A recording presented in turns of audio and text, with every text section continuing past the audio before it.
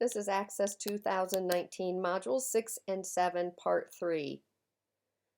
We're going to be looking at a PowerPoint that talks about the difference between the sections that are available in a report and the sections that are available in a form.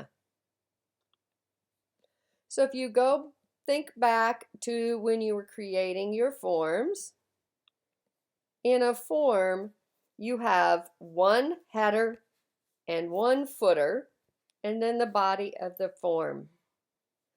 But in the report, you can have multiple types of headers as well as multiple types of footers. You have one report header, one page header, and I believe up to 10 group headers. Then you have up to 10 group footers, one report footer, and one page footer. All right, so your report header is going to print on the beginning of the report. It only prints on the first page. This is an example out of some accounting software I use. And you can see at the top, the report header includes information, the company name, the report, the date, who printed it, as column headings and other pieces of information. This prints on the first page. It shows us what accounts are included, how it's sorted, how it's being subtotaled. All of this information we only need to see once, so it's in the report header on the first page.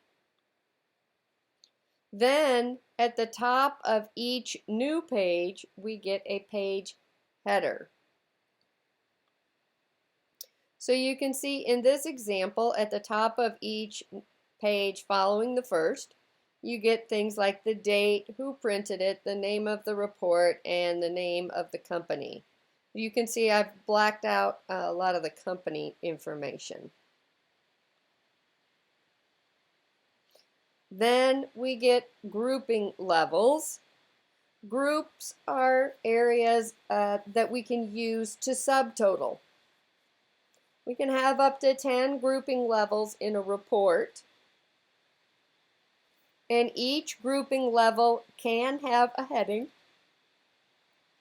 but it's optional. So let's take a look at our example here. So we have two group headers. First, we're grouping our report by account number, and then within the account number, we're grouping it by month of the date. So you can see at each new account number, we get additional heading information.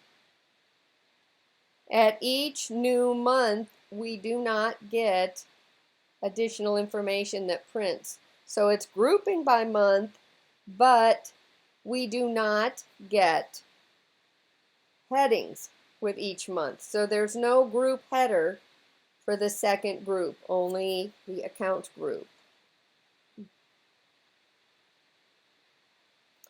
After the detail of the report, then we start getting the group footers. This would be where you can subtotal and see the totals. Right, so with the group totals, we're going to have those in group footers. So you can see here we have, again, two groups. One that is the account number, and you can see at the end of each account number we get a total. That's the group footer for group 1. Group 2 is grouping by month, and you can see at the end of each month we are also getting another total. So each group has a group footer in this example. So even though we didn't use two group headers, we are using two group footers. Then they give us the report footer. That shows at the end of the report and only prints once. It prints on the very last page, right before the page footer.